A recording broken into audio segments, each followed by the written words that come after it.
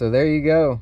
This is how you install this ICP sensor in a 2004 F250 6.0 liter diesel. If you're having a P2285 code, this is how you fix it. Ring to reseal the IPR valve if you have to take it loose. Good to have handy. I've heard that it makes it easier to get this sensor out, which is the ICP sensor, and this is what's causing that 2285 code and the idle surging. And this is the connector for this sensor, which you don't always have to use this, but if it's oil contaminated and it gets oil up the wires here, it's good to replace it alongside with this. And also I'm going to be fixing a small oil leak, so you can see that I got my 6.0 liter. This fits a 2003 to 2008 valve cover gasket. So you get up underneath here, and right at the bottom of your radiator, you're gonna want to put right on that piece. This is your drain valve for your radiator. Get a better shot of this. So I just got a little gallon jug right here with the hose in it, and I'm about to open this drain. And you want to be really careful with this drain because it's just plastic, and they usually open pretty easy. If it don't open easy, you might not want to do this. Let's see.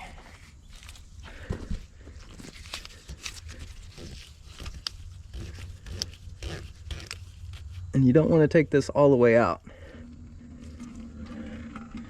So you just want to loosen it up until it started draining right there. And right here, I'm going to take the coolant cap off, and I'm only going to drain probably about a gallon out of this.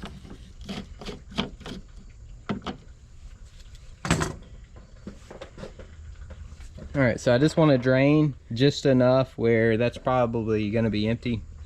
Hopefully it's just a gallon. And then I can remove this degas bottle. Alright, so while that's draining right there, and it's about a half full, so I will keep an eye on that. And also the level in the degas bottle is way down there now. So I think about a gallon drained out will be sufficient, and I can reuse that gallon if you pour it in a clean container. Otherwise, you'll need some Ford Gold coolant, and I've also got the cap off right here. So first thing is we're going to disconnect some of these hoses. We're going to get the air box out of the way, this out of the way. So it's best to pull that thing out so you don't break it. And then this slides pretty much easy out. And air filter snaps in the bottom in those two, and it comes straight out. And you don't want to lose these little clamps. Finger tight, and you can see that jug's pretty much full. So the next step is, so I got this removed right here, and I'm draining a little bit more coolant.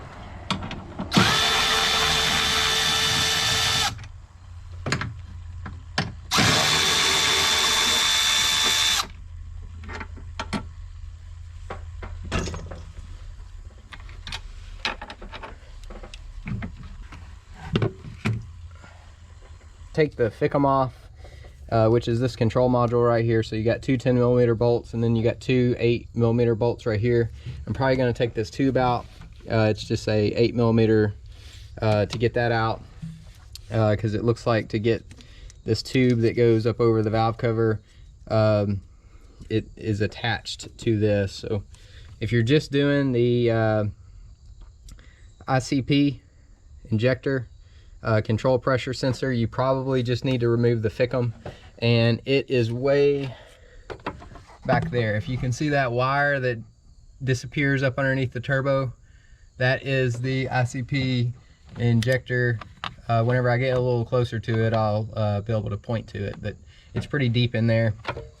So I would say you probably just need to take the FICM off to get to that. So, but I'm working on this right now to get the valve cover uncovered a little bit more. All my bolts up here and brackets, because it really can't go anywhere. unless you have like a busted spot in your cowl. I wouldn't recommend it because then it could fall down in the cowl. Looks like these are probably 13 millimeter.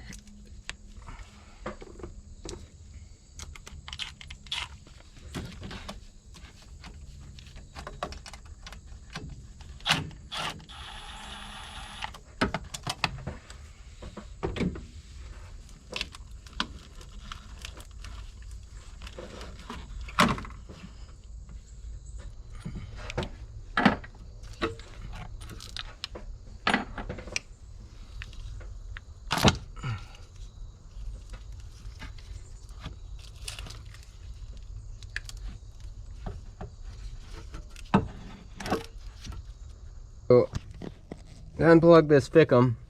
I had to get resituated here, but there's two little tabs you can see on this. So there's one in the front and then there's one in the back. And you gotta squeeze them both simultaneously and then kind of pull up and wiggle the Fickum. And you can see I got two out so far. Now this one right here, I don't feel another tab on the back. Actually, I think it does have a tab. Yeah. So it's got the same setup.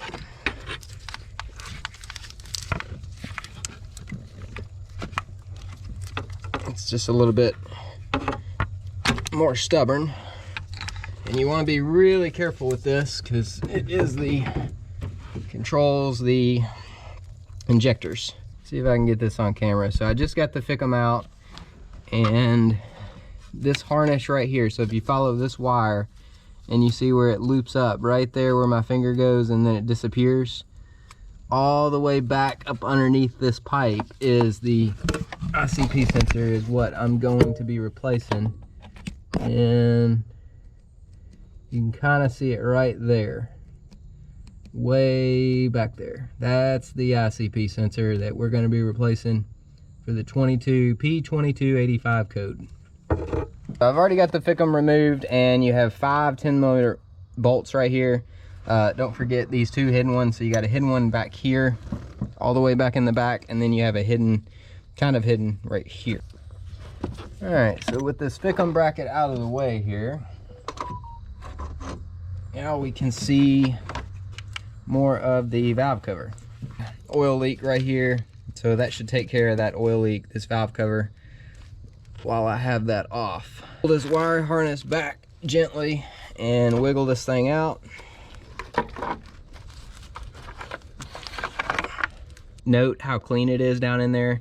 So I always run an oil additive called Rev X, and it relieves 100% of the stiction on these 6.0s. Very expensive. It's like $60 for a, or $65 for a pack of 2 bottles. I think it's like 3 ounces, 2 3-ounce bottles, and that you got to put them both in for an oil change. But it's relieves 100% of the stiction.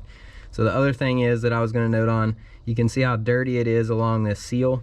So I usually take a clean cloth and really carefully, not knocking any dirt down inside here, but I usually take like a microfiber and I'll wipe around the edge and get it all nice and clean, not knocking any dirt down inside. This just ensures a clean seal for the new gasket. Before I install the valve cover, I am going to do this ICP sensor way back here in the back. But first, I want to get this wiring harness out of the way. So these are really cool. So you push this little metal thing, and I've already got this one broke loose, but you essentially just push that and then pull it, and it pops out. And push, pull. They're actually pretty easy to get out of the way. This one back here, I haven't got it broke loose yet. So you can use like a screwdriver, or you can use your fingertip. You push that metal in, give it a little wiggle. Oh, the light fell. Oh.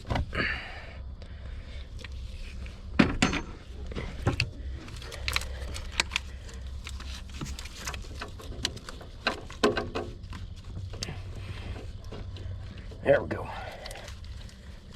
All right, so I got all those free. Then you got a 10mm back here. It's like a little ground strap. I've already got it loose.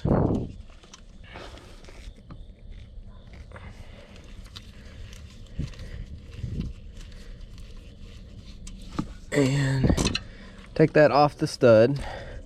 That's the intake bolt that actually come out of there. It's pretty long. So now I should be able to, yeah, there we go. So I can see it a whole lot better with that stud out of the way. So there is the sensor. Sorry for the shaky camera, but it's way down in here. So it looks like the plug is on the bottom side of there. I'm probably gonna have to set the light down so I can get this thing out. Let's see if I can put the light right there. If it'll stay. Yeah.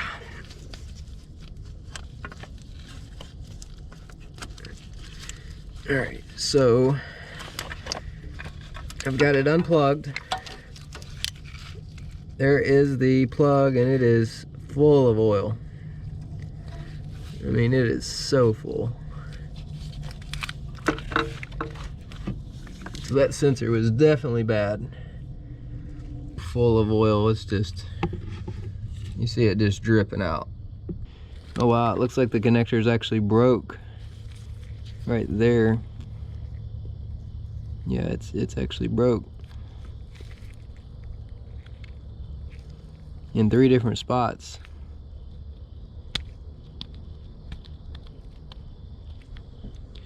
So get that replaced. Luckily I bought it. I'm gonna take my pry bar and take this little heat shield and just bend it ever so slightly, just so I can get my socket with the wobble in there. And I'll show you the setups I'm using. I'm using a 27-inch shallow socket with a wobble, and I think this is a 6-inch extension. I hope this will fit down in there. I don't know, I hadn't tried it yet.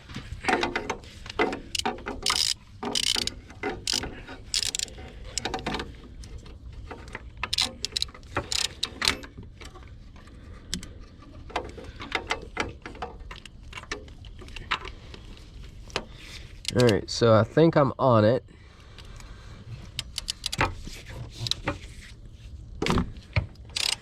Definitely broke it loose. Yeah, it's definitely turning. It's just in a hard spot. All right. I'm hoping oil is not pouring out of that. I can't really see it. It's just so deep in there. So here is the old sensor. Boy, that was difficult. And I can see oil definitely coming out of there, so you get that new sensor in there.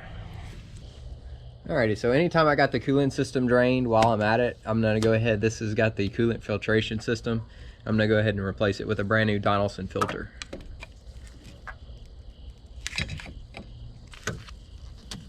These are pretty easy to change generally. Generally no coolant comes out, but I always like keeping this filter level, just in the event that I don't spill a whole lot, because if the filter does drop, it will spill some coolant.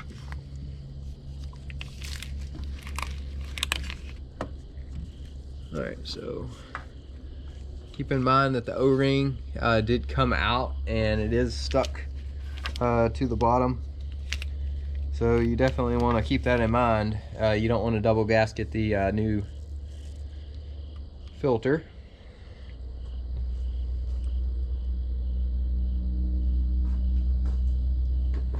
And with the old filter right here, because it is got coolant and stuff in it, I generally take some coolant and coat that O-ring right there, So I usually just get some on my finger. I spilt a little bit.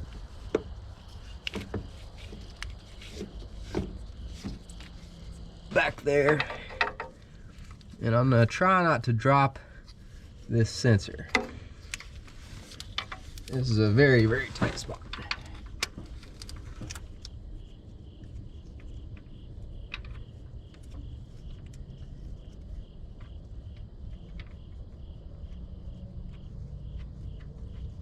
So I've got the new sensor started, and I'm gonna get it as tight as I can. Wow, that's tight. Ooh, it ripped my glove. And I'm gonna put my socket back on it.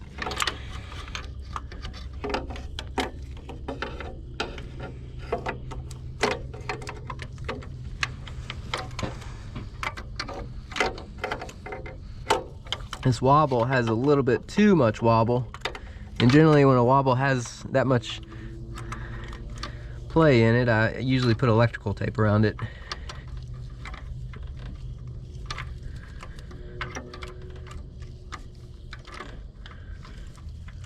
And it helped a little bit with the valve cover off, because generally the valve cover would stick up about 1 inch right here. So this definitely helped with having the valve cover off, even though you can do it without.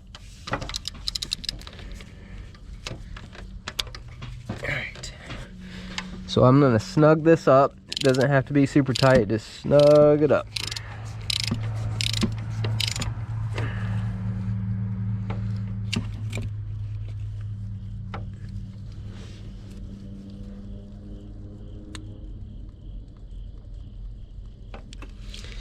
All right, I just unpackaged this connector, and we're going to be replacing just this end because it is oil contaminated. So it comes with just the connector, comes with 2 of these pieces, and it also comes with the shrink wrap and the electrical crimp connections right here. So I already have my stuff laid out. This is not very flexible at all, and I'm going to take it and scrunch it up like that. It's really oily, so this is kind of hard to do. And then I have some of these actually hose pliers, and that will hold it like that. Same plug and everything. And you want to make sure to get the wires wired to the right one. So the only thing on the green one, there's an A, B, and a C. So we'll definitely get this wired up perfect. Looks like the A is going to go to this gray and red, the B is going to this brown and white, and then the C on the bottom is going to go to the green and yellow. Something that I always try and do too is I always try to cut the old harness about the same, so I'm going to go ahead and cut this. So I take this automatic stripper and put the perfect amount.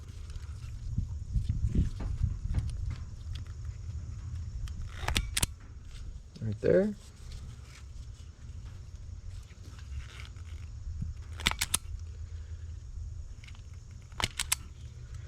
Alright, so we got the perfect amount right there. I'd give it a little twist.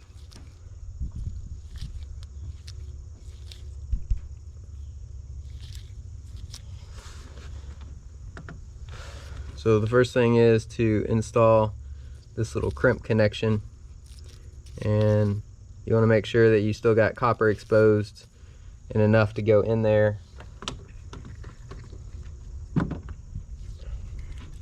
Then right here on this uninsulated terminal, this is where you do the crimp. Make sure it's all the way in.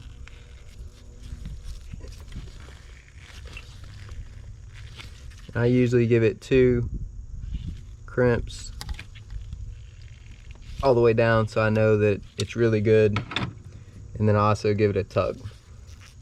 So we'll repeat that times 3, and I always do the connector first, just in case that you don't drop this piece right here and then I will crimp it to the actual truck connection.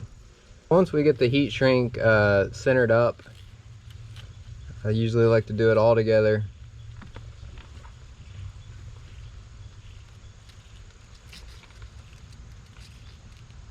Finished repair, it's all heat shrunk, perfectly weatherproof.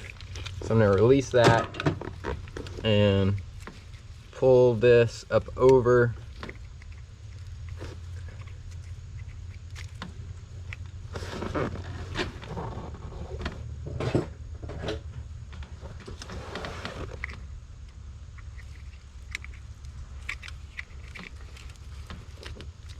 Squirt of dielectric grease, don't forget to use that.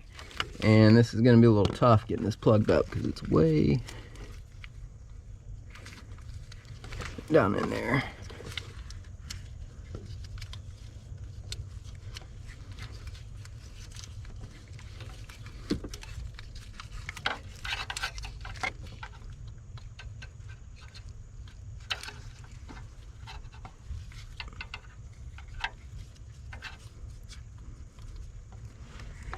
So I may use like a long screwdriver or something because I can't really stick my hand down in there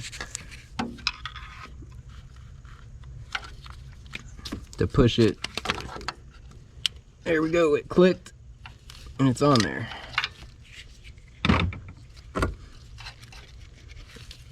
Make sure that little tab, yeah, it's all the way locked down. And don't forget to plug your IPR back up. You know what? I'll put a little dielectric on it as well. They give you this little tube in the kit.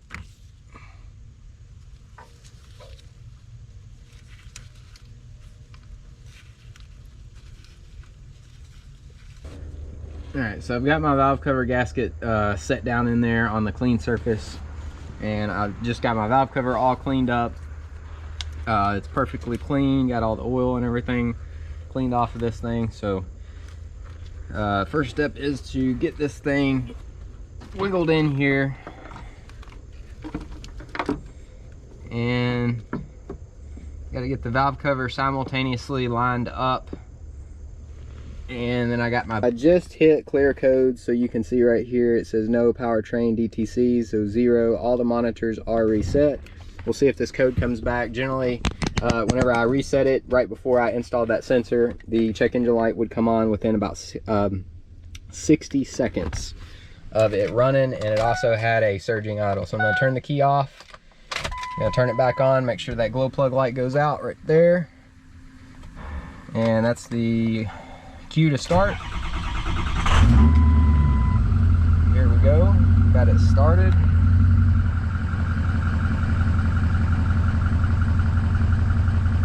And initial start, it is running very, very smooth. So I'm not seeing any check engine light or anything. I'm just gonna let it warm up. Be my full review on this product right here. You see RevX. Is it worth it? Very expensive.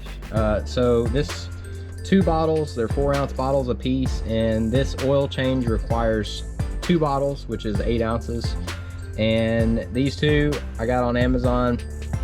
It's about $65 for 2. Is it worth it? Yes. Is it expensive? Yes. And does it work? Yes, it does.